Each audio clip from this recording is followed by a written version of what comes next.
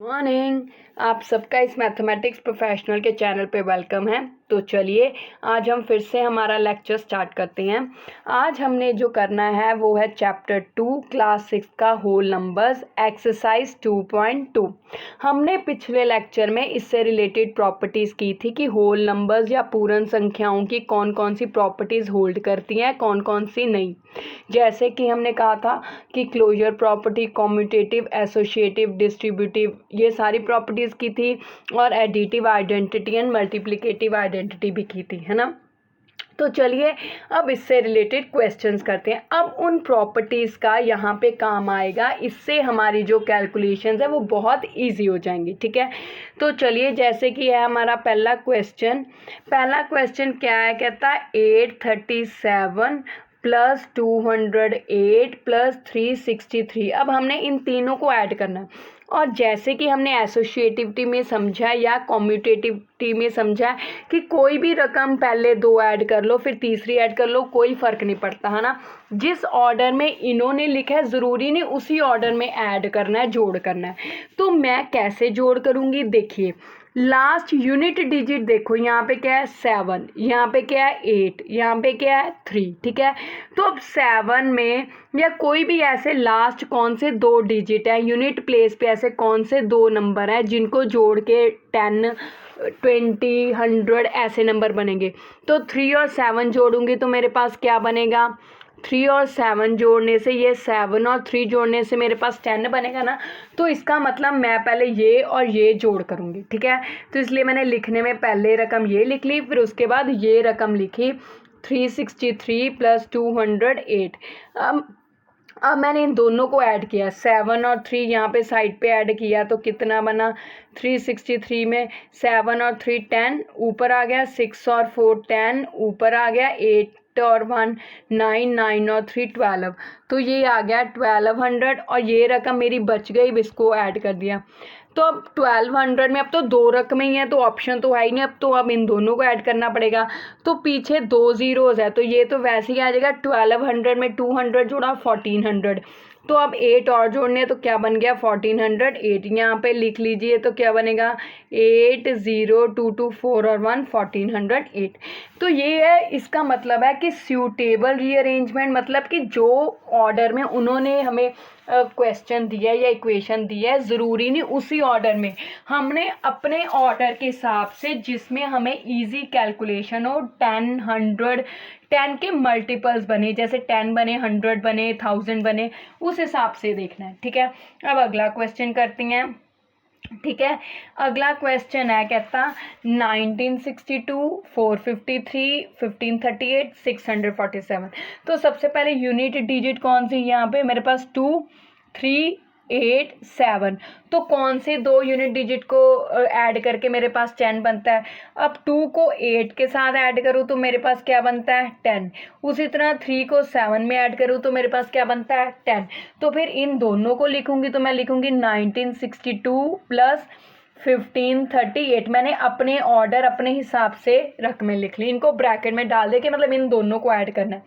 Plus अब कौन सो को ऐड करूँगी 453 प्लस 647। ठीक है, तो अब इनको ऐड करें तो पीछे पीछे वाला 2 में 8 ऐड किया 10 0 1 ऊपर आ गया, या ऐसे कर लीजिए 1962 1538, जैसे हम छोटे होते करते थे तो 8 और 2 10, 7 और 3 10, 10 और 5 15, तो ये 3500 आ गया मेरे पास, है ना।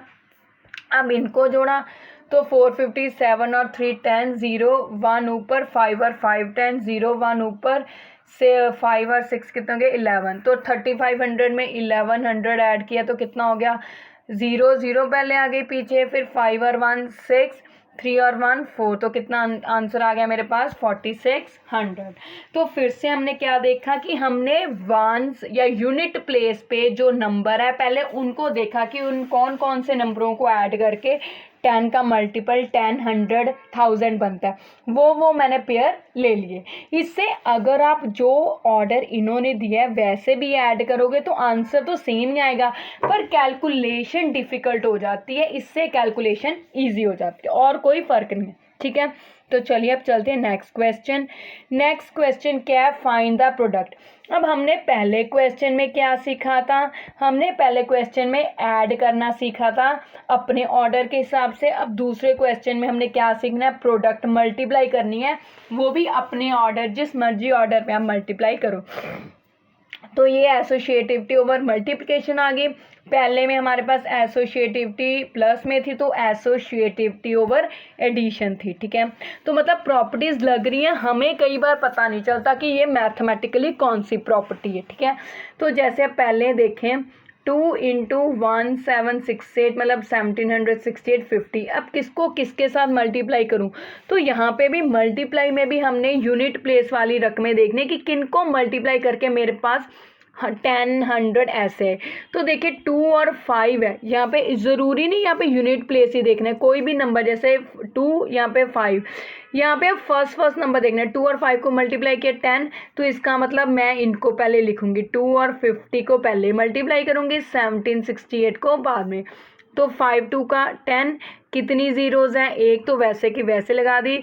अब ज़ीरोज़ के साथ मल्टीप्लाई करना बहुत ईजी है, कैसे, जो रकम है उसको सिर्फ 1 से मल्टीप्लाई कीजिए। मैं फिर से बोल रही हूँ, जो रकम है, जैसे यहाँ पे 1768 है, अब इसको यहाँ पे सिर्फ 1 से मल्टीप्लाई करना है, तो 1 से किसी को भी मल्टीप्लाई करो, आंसर रकम ही आते, तो आ गया 1768। अब इस पूरी रकम में जीरोस कितनी है, 1 2, और यहाँ पे कोई जीरो नहीं, तो पीछे उतनी जीरोस लगा दो। ठीक है, तो ये आंसर हो गया। तो हो गया ना इसी, लेकिन अगर हम इनके ऑर्डर से करते तो हमें खुद पेंसिल के साथ उठाकर मल्टीप्लाई करके देखना पड़ना था। अब यहाँ पे हमने खुद मूंजबानी कर लिया। ठीक है, तो इसी तरह एक और देख लेते हैं, बी पार्ट 4 इंटू 166 इंटू 25। अब फिर से देखें कि 4 को किससे मल्टीप्लाई करने पर जीरो आती है, 25 से। हमें पता है 25 4 100, तो इसको पहले दोनों को ले लिया, पिछली रकम वैसे की वैसे, तो 25 4 100, आप मल्टीप्लाई करके देख लेना। ठीक है, मुझे क्योंकि याद है। अब वैसे ही 1 को 166 से मल्टीप्लाई किया, आंसर 166, पीछे कितनी जीरोज आएंगी, 2, तो ये 2 आ गया, तो ये आंसर आ गया। ठीक है, तो चलिए अब इसी क्वेश्चन में आगे चलते हैं। अब बारी है हमारी सी पार्ट करने की। 8 इंटू 291 इंटू 125। ठीक है, अब वैसे इन मल्टीप्लाई में हमेशा 5 के टेबल से मल्टीप्लाई करना चाहिए। क्यों, क्योंकि 5 के टेबल पे ही हमेशा ज़ीरोज़ आती हैं। ठीक है, तो देखो 5 को 8 से मल्टीप्लाई करूँगी, अगर मैं ध्यान से देखूँ, ट्रिक लगा कर देखूँ, तो देखो ये 5 है, ये 8 है, तो 5 8 ज़ा 40 होता है। यहाँ पे क्या है, 1 है, तो 5 1 ज़ा 5, तो इसका मतलब जीरो कहाँ पे बन रही है, 5 8 सा, तो इसका मतलब इसको मैं पहले मल्टीप्लाई करूँगी 8 को 125 से, और 291 वैसे का वैसे। तो 125 को 8 से मल्टीप्लाई किया तो कितना आया, तो एक बार करके देख लेते हैं। मेरे हिसाब से 1000 आता है, 8 5 ज़ा 40, 8 2 का 16 और 4 20, तो 8 2 का 10, तो 1000 आ गया। ठीक है, 1000। अब इधर क्या बच गया, 291, तो वैसे ही 1 से 291 को मल्टीप्लाई किया, 291। अब इस रकम में मेरे पास कितनी जीरोज़ हैं, 1 2 3 जीरोज़ है, तो 3 पीछे आंसर आ गया। ठीक है, तो चलिए अब एक और क्वेश्चन, ये डी पार्ट करते हैं। ठीक है, क्या है डी पार्ट, 625 इंटू 279 इंटू 16। ठीक है, तो अब देखो यहाँ पे क्या है 5, यहाँ पे क्या है 9, यहाँ पे क्या है 6, तो 5 को 9 6 में से किससे मल्टीप्लाई करने पर जीरो हो जाएगा, 16 से।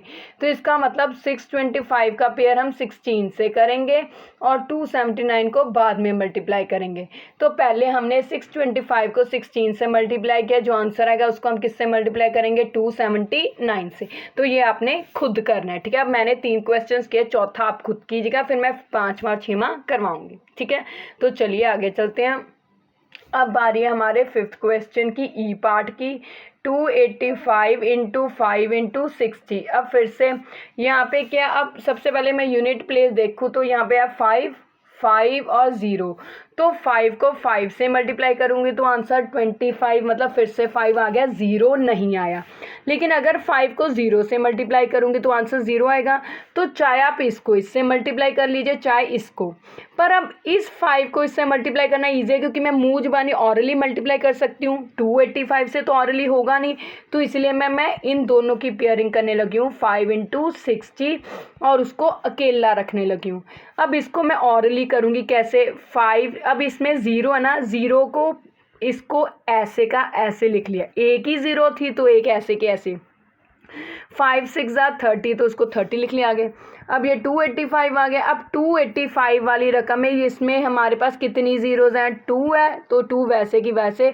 अब 285 को 3 से मल्टीप्लाई करो तो आंसर आ जाएगा। तो कितना है, 3 × 5 = 15, 3 × 8 = 24, 25, 3 × 2 = 6, 7, 8, तो 855 ही आंसर आ गया मेरा। कितना आंसर आया, 855। ठीक है, तो अब बारी है मेरी लास्ट क्वेश्चन की। इसके अब इस सारे सेकंड क्वेश्चन में मैंने सिर्फ एक पार्ट छोड़ा है जो कि था डी पार्ट, और वो आपने करना है। अगर आपको नहीं समझ आया या नहीं सॉल्व हुआ तो आप मुझे कमेंट्स में बता दीजिएगा। ठीक है, तो चलिए हम अपना एफ पार्ट स्टार्ट करते हैं। 125 × 40 × 8 × 25 ये था। ठीक है, तो क्लियरली लिख लूँ, है ना, नहीं क्लियर होगा आपको तो × 25। अब किसकी किसके साथ बनाऊँ, देखिए यहाँ पे क्या है, 5 है मेरे पास, ये रहा। ठीक है, यहाँ पे 5, यहाँ पे 0, यहाँ पे 8, यहाँ पे 5, तो 2-2 का पेयर करूँगी। कैसे 2-2 का मैं पेयर करूँगी, मैं क्या करूँगी कि 120 या तो 8 की 8 5 अगर मैं 5 को 0 से मल्टीप्लाई करूँ तब भी 0 आएगा, 5 को 8 से मल्टीप्लाई करूँ तब भी 0, तो इसका मतलब 2-2 की पेयरिंग कर लेते हैं। अब 8 को 25 से, मतलब जिस ऑर्डर में लिखा है वैसे कर लेते हैं। ठीक है, अब 125 को 4 से मल्टीप्लाई किया तो कितना आ गया, या फिर ऐसे कर लीजिए 125 को 8 से मल्टीप्लाई कीजिए, क्योंकि हमने पिछले क्वेश्चन में किया है कि 125 × 8 क्या होता है 1000, और 40 को 25 से मल्टीप्लाई कर लीजिए। जिसका मर्जी, दोनों में से जिसको मर्जी एक दूसरे के साथ पेयरिंग कर सकते हैं। तो ये आ गया मेरे पास 1000 × 25, 4 × 100, तो पीछे 0 लगा दिए तो 1000। 1 को 1 से मल्टीप्लाई किया, 1 कितनी ज़ीरोज़ हैं, 1 2 3 4 5 6, तो 6 ज़ीरोज़ आएंगी, तो ये मैंने 6 ज़ीरोज़ लिख दी, तो ये मेरा आंसर हो गया। अब ज़रूरी नहीं जैसे मैंने पेयरिंग किया, आप चाहे पहले 2 को मल्टीप्लाई कर लो पिछले 2 को, तो आंसर सेम आएगा, जो मर्जी ऑर्डर में कर लें। यही हमने प्रॉपर्टीज़ में सीखा है, commutative associativity over addition and multiplication में। जो मर्जी ऑर्डर लगा लो आंसर सेम आएगा, पर किस ऑर्डर में कम टाइम में आप सही आंसर निकाल पाते हो, बात इस चीज़ की है। ठीक है, तो चलिए अब अगला क्वेश्चन कर लेते हैं। लास्ट क्वेश्चन जो कि है थर्ड, कहता find the value of following.